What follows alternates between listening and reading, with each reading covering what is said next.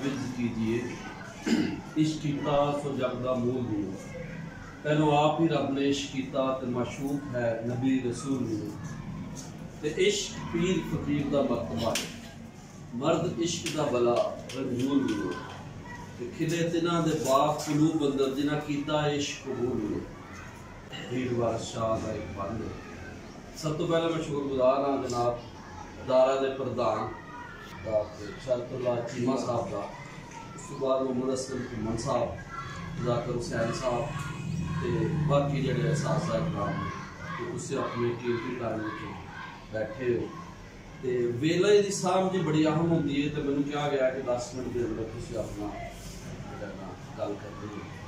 किताब तुहाडे सामने एक कूक पाकिस्तान कूक के नाम तो मेरी कावश है कि मैं एक्चुअली किताब लिखने का मकसद ज़ात की मशहूरी नहीं, किताब लिखने का बुनियादी मकसद ये सी कि मैं इस धरती यानी पाकिस्तान की सब तो वड्डी ज़ुबान जी 80% आबादी बोलती पाकिस्तान की, उस नाल तुहानूं जोड़िया जाए।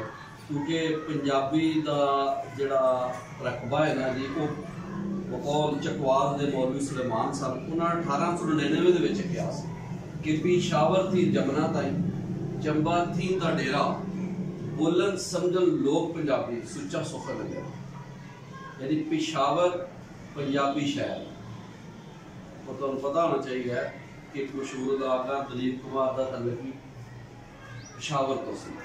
और पेशावर के अंदर अली अहमद साईं अली अहमद पिशौरी जैसे शायर होने, बरदा पेशावरी जैसे जानते हो वो है, होर भी बड़े लैवल के शायर होए ने। इस तो अलावा जो पूरा खिता है हिंदको बैठ जी हिंदको पंजाबी का एक लहजा, मुल्तान के मुल्तानी लहजा पंजाबी का बोलिया जाता है। मतलब वो हर 12 कोहां से बोली बदल जाती है, जबान नहीं बदलती, बोली बदलती है।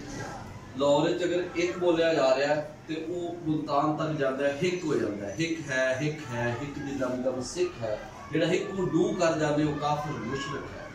ख्वाजा गुलाम फरीद साहब का शेर है। तो तुहाडे सामने अज मैं यही दसना चाह रहा कि तुसीं जिहड़े साज़ा कराम हो, एक किताब मैं इस वास्ते लिखी सी कि बेसिकली किताब के हवाले पहले गल कर लेने कि कूक पाकिस्तान कूक एक बलीग इस्तार है। कूक दिल तो उठने वाली आवाज़ है जिहड़ी अर्श मौला तक जाती है।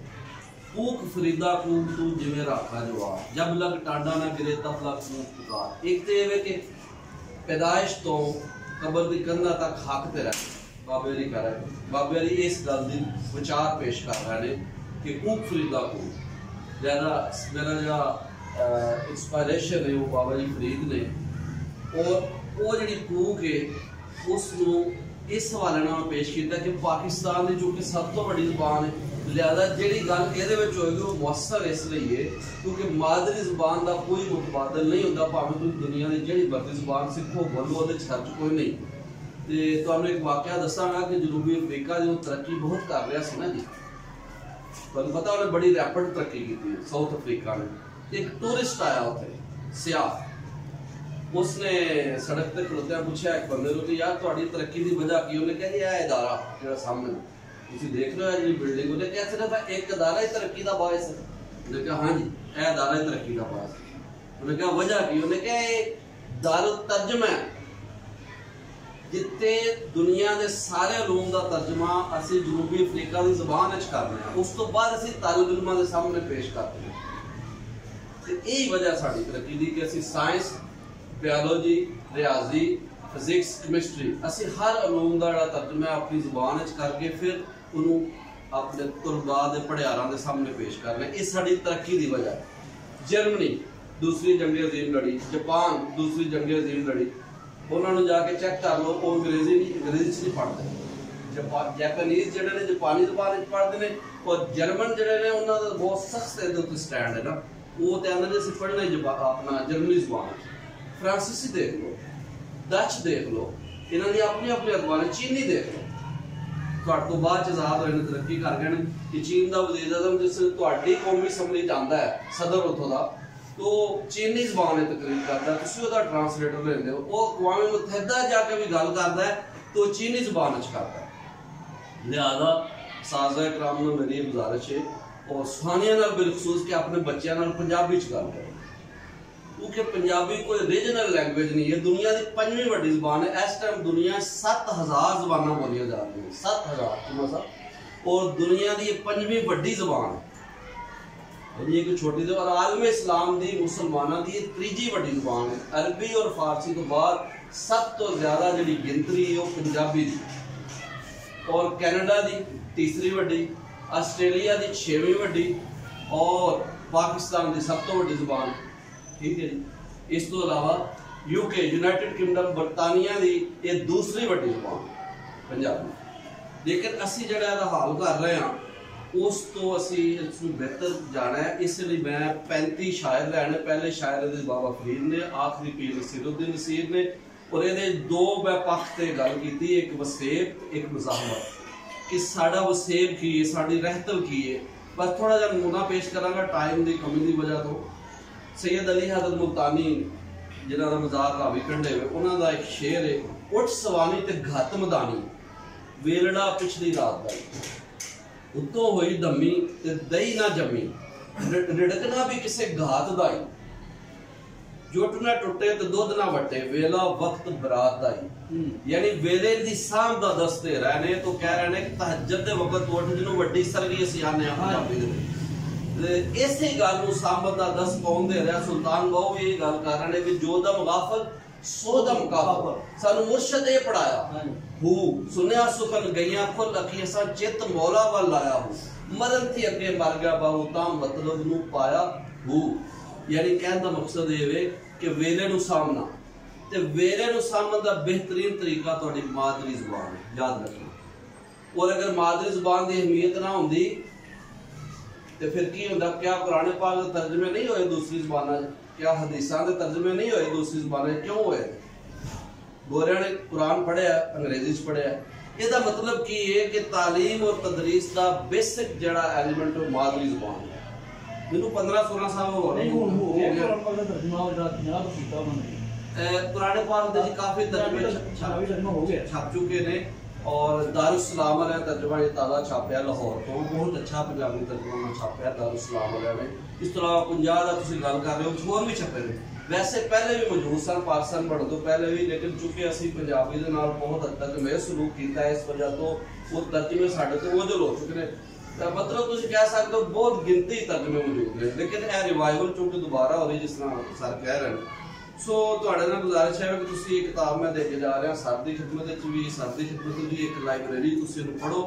साडा वसेब की, वसेब आंदे ने वसन तो रहना, ते साडी मज़ाहमत की कि मज़ाहमत किस तरह इस धरती दे विच होंदी रही है। इस धरती दे जिहड़े अनखी पुत्तर सन जिहड़े लड़दे रहे ने और गोरियां दे खिलाफ जिन्ना मज़ाहमत की है। देखो ना साडी धरती दे विच की होया, जो 1857 दी जंग आज़ादी सी, राय अहमद खान खरल शहीद वो एडा वड्डा मुजाहिद सी कि उसने लाहौर तो मुल्तान रोड किन्ने दिन बंद रखी, और कार्ल मार्क्स ने अमेरिका तो छपन वाला अखबार है डेली ट्रिब्यून दे विच उसने क्या कार्ल मार्क्स ने कि मुजाहिदीन ने अंग्रेज़ां दा नाटका बंद कर दिता है। फरंगी नहीं किसी का यार, इसको खिंच के ले बाहर, गोरे गए बिस्तर लंघ साडी सदा होएगी जंग। एक ही है मेरी जुगनी दे धागे 4 फरंगी नहीं किसी का यार। यानी जी हिस्टरी नूं अगर तुसीं पढ़ना है अपने असल सोर्स तो, कि हुण तुसीं देखो जिहड़े गद्दार सन वारिस बने हुए ने, जिन्हां ने राय अहमद खान खरड़ दे दीगर मुजाहिदीन दे नाल बगावत कीती सी, वो अजकल गद्दी नशीन बने हुए ने दरगाहां ते, और उन्होंने जाके अगों MN MPA बन रहे हैं। तो बेसिकली वो गद्दार सन, वो अंग्रेज़ां दे नाल रले हुए सन। इसकी हिस्टरी तुसीं पढ़ो ताकि पता चले कि पाकिस्तान किस तरह बने।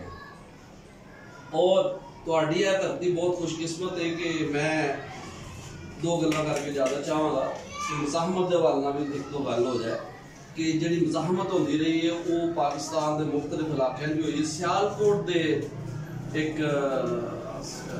शायर होए ने गुरदासपुर तो, उन्हें नगमा है पाकिस्तान लिखा सी जिहड़ा 14 और 15 अगस्त की दरमियानी शब तो रेडियो पाकिस्तान लाहौर तो जिहड़ा पढ़िया गया सी, वो साडी तारीख का हिस्सा है। बेबिस्मिल्ला करके रब दा नाम ध्यावां, फिर दुरूद मुहम्मद उत्ते खुशियां नाल पहुंचावां। चारे यार नबी सरवर ते चौहां तो जान नसारा, पीरा बलियां कुतबां ते अपना तन मन वारां, कायदे आजम तो अपनी जिंदगी घोल गवावां, जुमे दिहाड़े मेरी दादी मैं दिल विच खुशी मनावां। ये नगमा है जिहड़े बड़े बंद ज्यादा ने, लेकिन मैं एक बंद तुहानूं सुनाया जिहड़ा रेडियो पाकिस्तान लाहौर तो सुनाया गया सी, और ये पाकिस्तान की तारीख का हिस्सा है। मगर तुसीं देखो तुहाडे चों अक्सर इस तो वाकफ नहीं होणगे।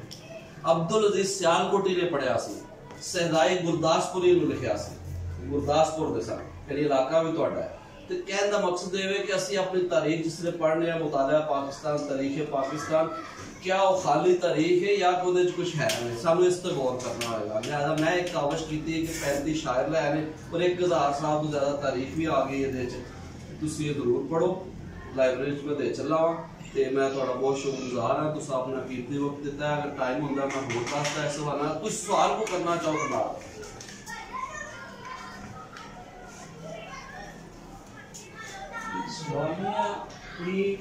वसेब जी जी साडा वसेब सानू की दसदा है, हुण तक असीं अपने वसेब तो किहड़ी गल सीख चुके हैं, किहड़ी गल तो असीं जिहड़ी मूँह फेर चुके हैं।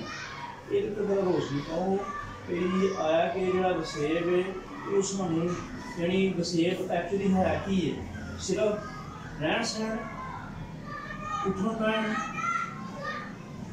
या कि इस तो अलावा भी होर चीज़ साडा कोई चीज़ ट्रांसफर कर रहे हैं। जी जी वसेब के अंदर जी बहुत सारिया चीज़ां ने, वो अंदर तुहाडी धरती की रैस्टल ते आंदी है कि तुसीं किस तरह रह रहे हो, उठ बैठ किस तरह रह रहे हो। इस तरह देखो ना हीर के अंदर एक बंद है, एक तख्त हजारों गल कीजिए जिथे रांझिया रंग पहुँचाया है, वाले कोकले मुंदरे नवा ठाठ ते काट चढ़ाया है। कई तारीफ के तख्त हजारे की मैं आख सकां गोया बहिश्त जमीन ते आया। मतलब ये तख्त हजारे की जी उस वेले की तारीख सी कि वाले कोकले पाते हैं कन्ना दे मर्द भी, वो दस रहे हैं, वो दस रहे हैं। डैडी जो तुम वसेब पुराना भी पढ़ना चाहो तो वो तुहानूं मिलेगा पंजाबी। दूसरा क्योंकि वसेब की ना गल की, साड़ी वसेब के अंदर सब तो अहम चीज़ दलेरी है, एक तो रहतर तो है ही है कि असीं किस तरह रह रहे हैं। बस तुम तारीख में पढ़ोगे तो इतने चठियां की वार लिखी गई। चठियां की वार चूंकि गुजरात बिलोंग करती है, पीर मुहम्मद चट्ठा।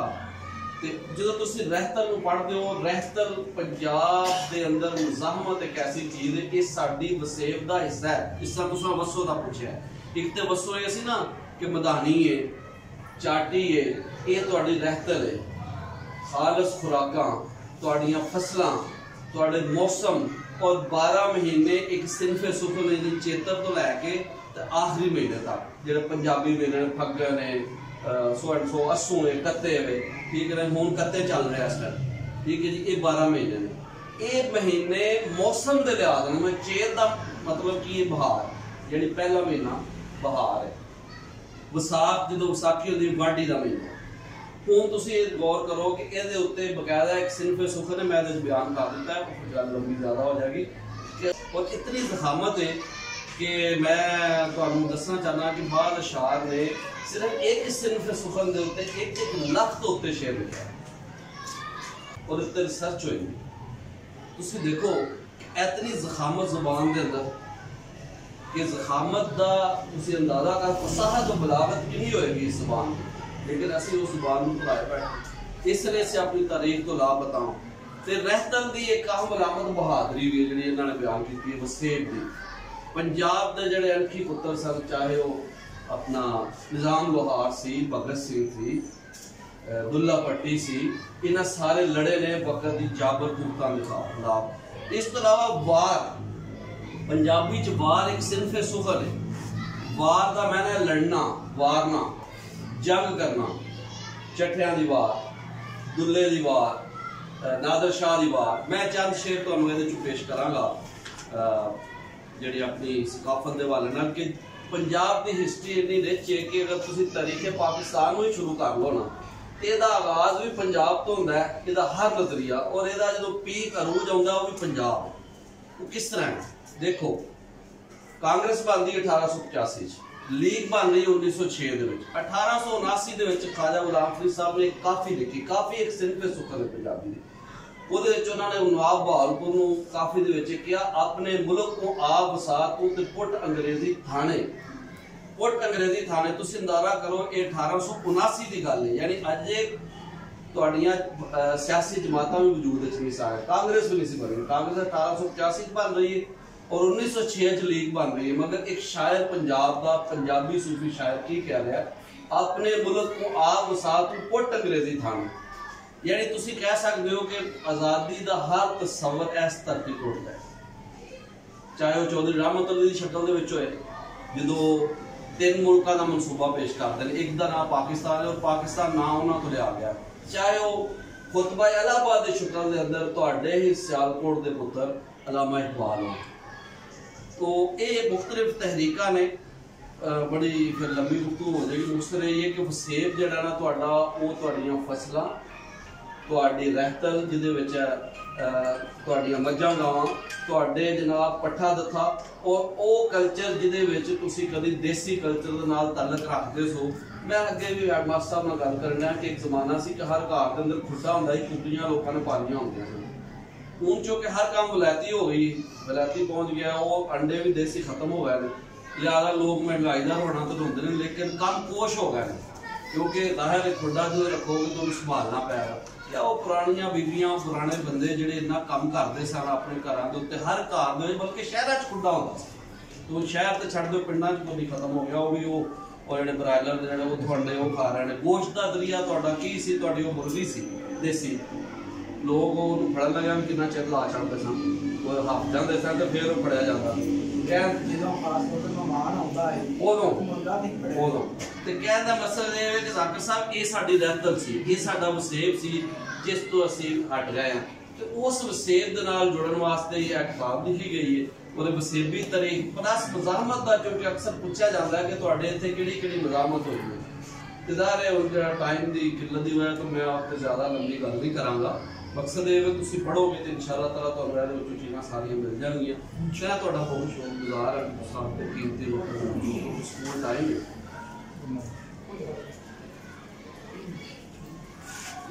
ते मैं हेडमास्टर साहब की गुजारिश करा कि आओ तो किताब में पेश करें। लो तस्वीर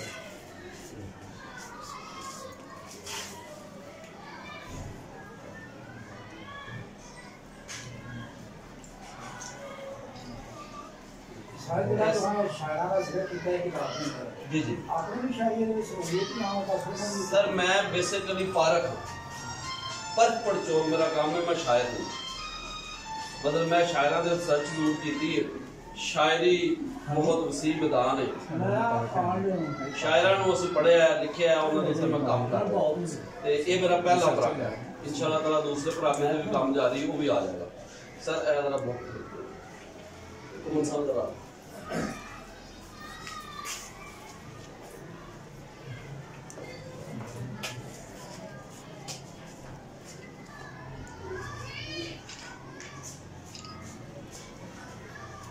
एक सर किताब लाइब्रेरी वास्ते ते वो सारे टीचर्स के बाद बताया सारा ऐसा सर है किताब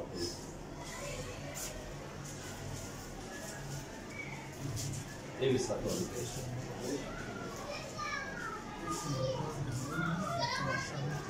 दाढ़ी मारना मना नहीं, दाढ़ी मार उड़ा ना पाओ असी आपे उड़न हारे।